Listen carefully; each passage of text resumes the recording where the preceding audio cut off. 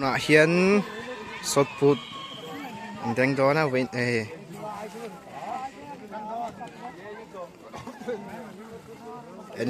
anh bị chia là quá hey deng trap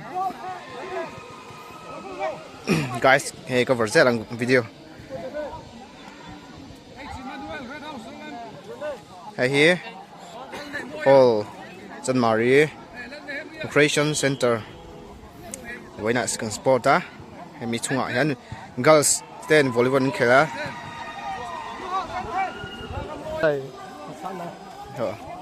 shot put deng hey house zong ya house tin pan hi nia ngã hian anh deng đó na anh bị chia lâu á hey anh deng trên đó na cho ngã hian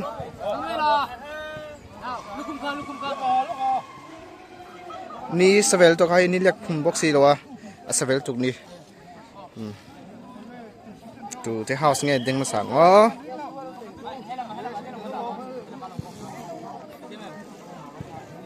mia ding ve do le like ro le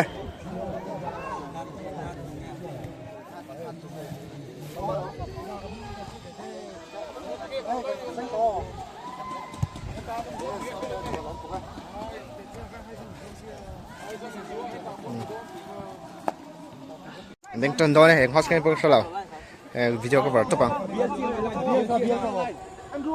anh thui thành mà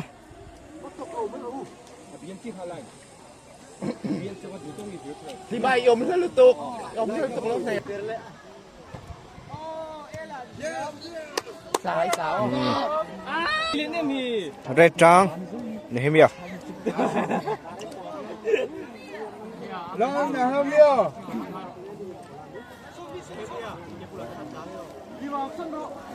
come on no big too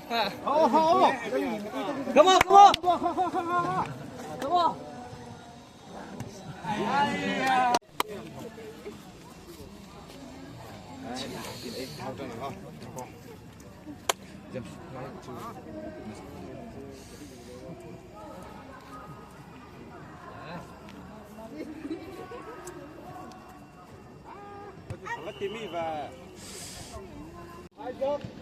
yes heta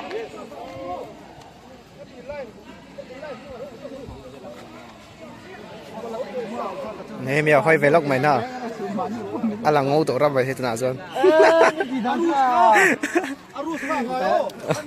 với nào có tờ lồng mà lên ní mình nào có cả nào mi phone cái mà cái đâu thì về ai giặc nó hơi tệ vlog pa quên xong luôn đó nè chồng vlog pa rồi mấy chơi đỡ đỡ là mai em vào lên bé ngá Việt xe thế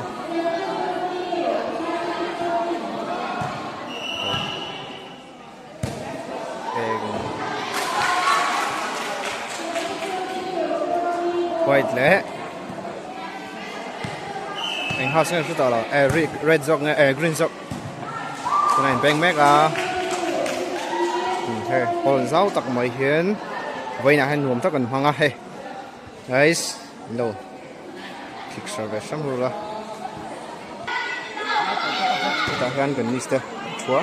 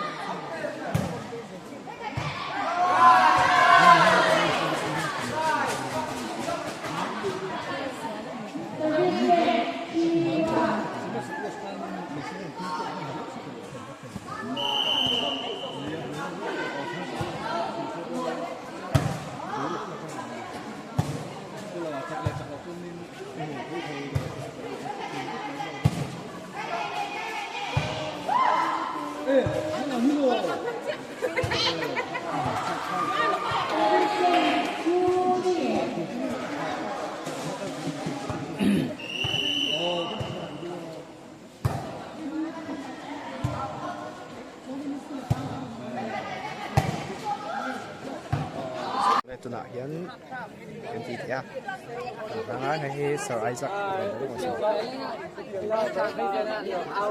Trippier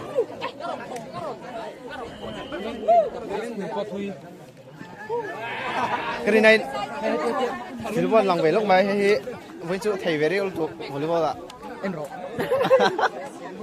nghe international gold medalist nghe cả tụi nó ai cho nên vlog cái cả sắm đi chơi luôn ê con về cái anh ơi công rồi những con về đường hải lều đấy rồi cái tỷ đấy còn hay Zeri à hay phải Zeri anh nhỉ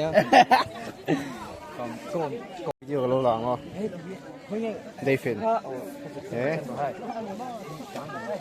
hay mình sẽ khuyên nhiều không tổ miệng là xin khang mũ mà mate hay mate thế làm cái gì làm vậy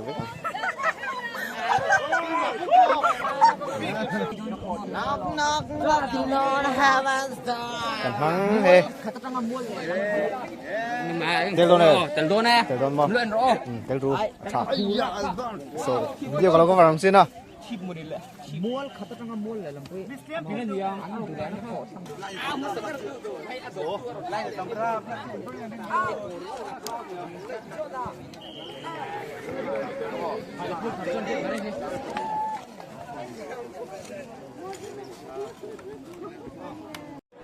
try về chín zo thầy trap vậy cắt lẹ one chân so nggak tekan video kalau cover video kalau cover pa niyo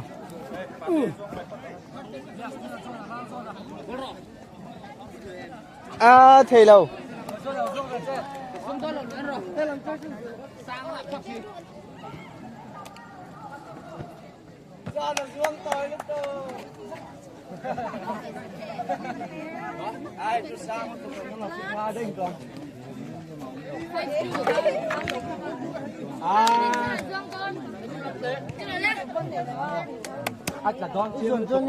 Terlawang, zong cindro.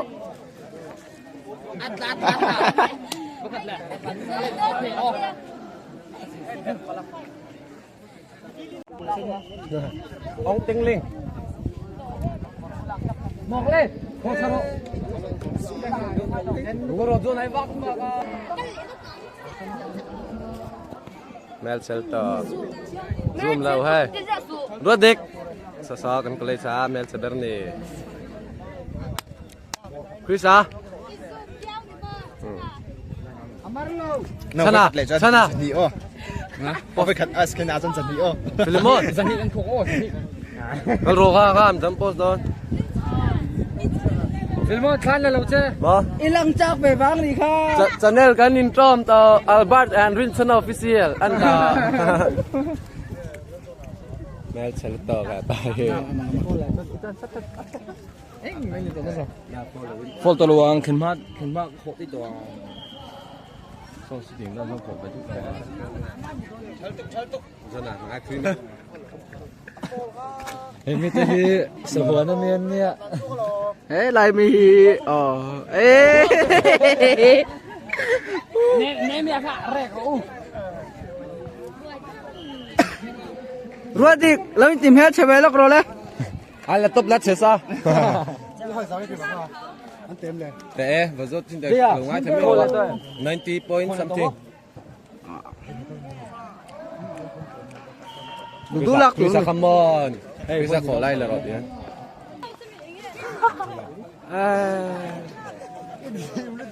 tìm nó tôi này kha em mình do em mình do bắt khổ độc chọc thiếu tiền với đâu thiếu tiền khổ rồi Cái số. thiếu tiền khổ rồi sẽ ai hết chân này rồi mai phải tao rồi rộp thấy tục Video in. rất là làm thủy vắc này lâu quá rồi chú cầm cái chân em cần ai cùng bon là to chiếm liễu mệt Liễu về khổ thuê liễu về. rất mai hơn xuống ra là cái lên tìm chắc anh Tụi nạ hiện final nâng khen mech girls. volleyball.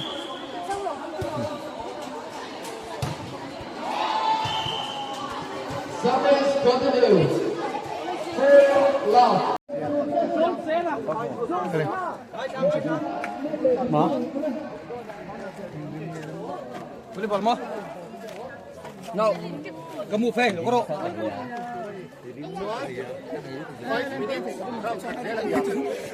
John, round two of those. Oh, 5 minutes round cut. Then near round two. The John, Allah in the dog round cut. Round 5 minutes. I can swap tail. Round two. Just swap on tail. The John point cut to some.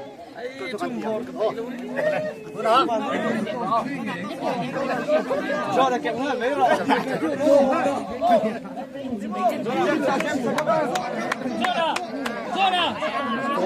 Anh lên toán đi xem. Zona, mất bây giờ. Zona.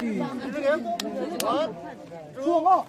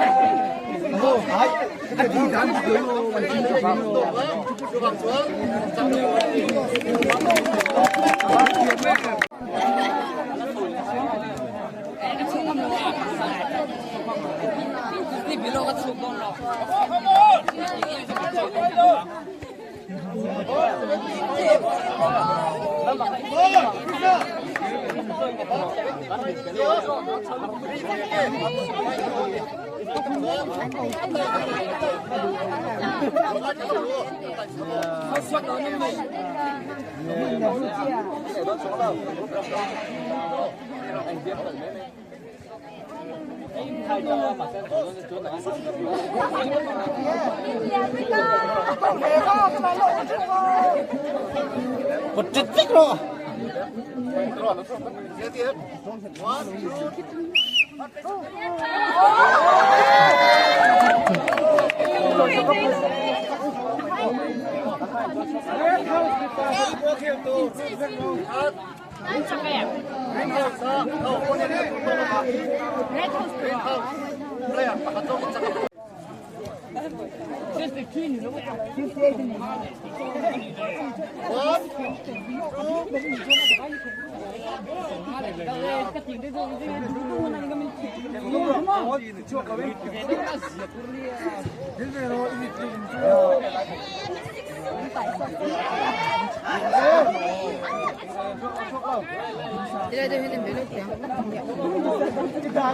Shoulder, come on.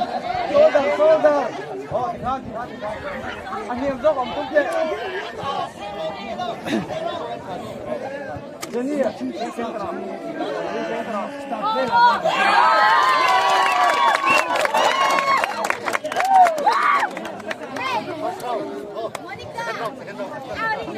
anh thằng hết.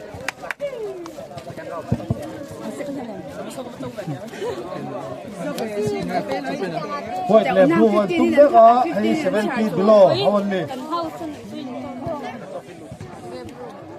60 above, 61 to 70. The jaw. Do not here. Round 2. Okay, mechanism.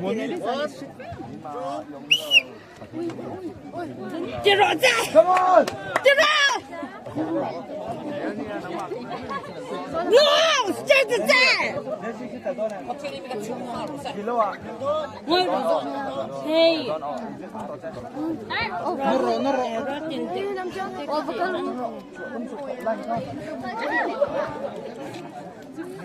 Trong đu xe!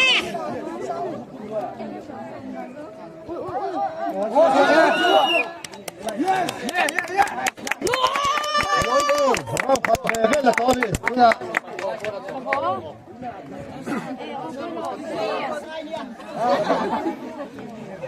Kapitan sih.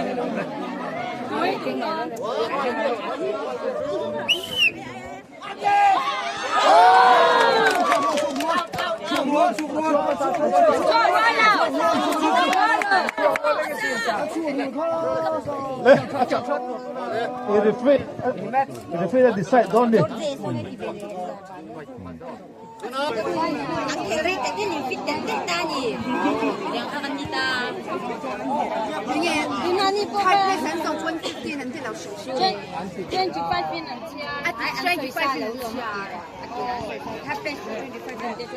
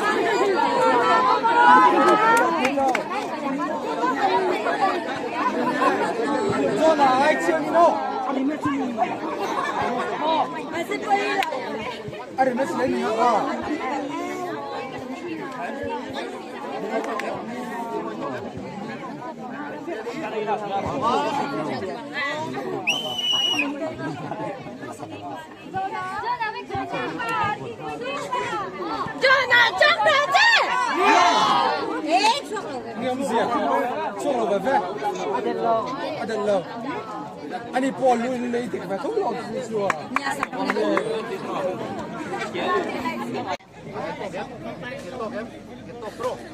Cái con chị em cô. Con chị con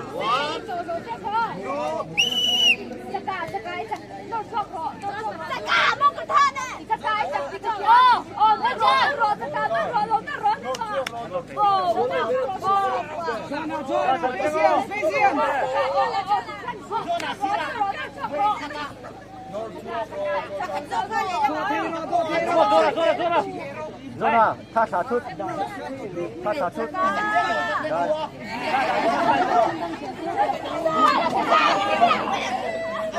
Apa tiếng Nguyên làm không? Tha xả chút đấy rồi.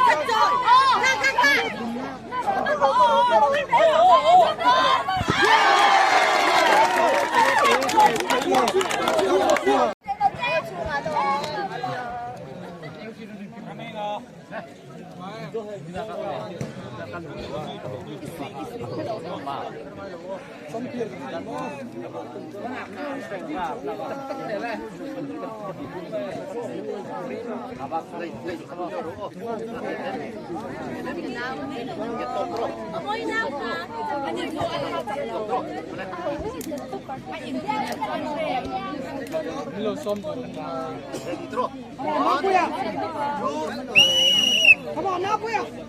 Yes, achua. Mình nói cho tiền gì vậy? Muốn nó chặt cái.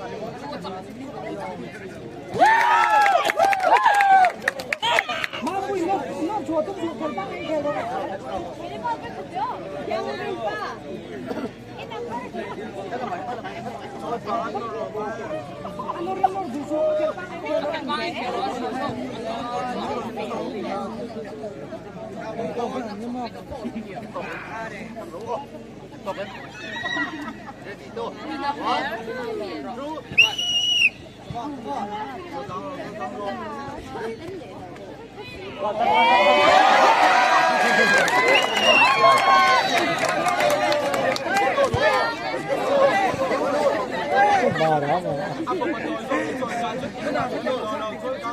nào thấy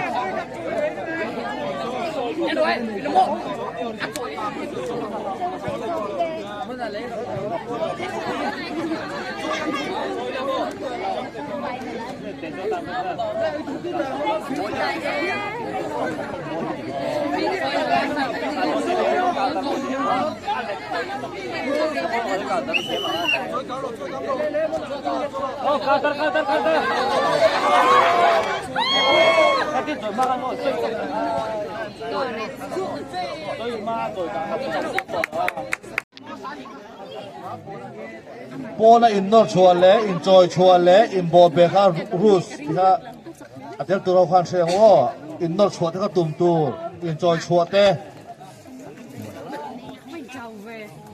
Lấy lệ phản. Hai. Anh lấp hai ngờ.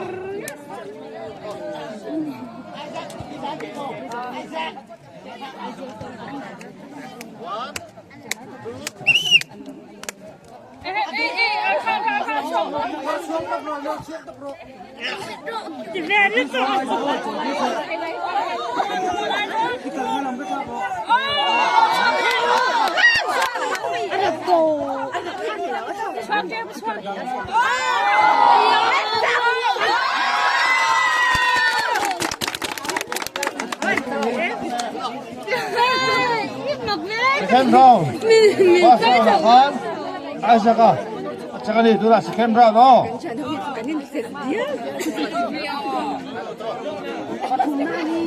Mr. Isaac, Isaac teman tahu apa yang sakit? Apa pesan?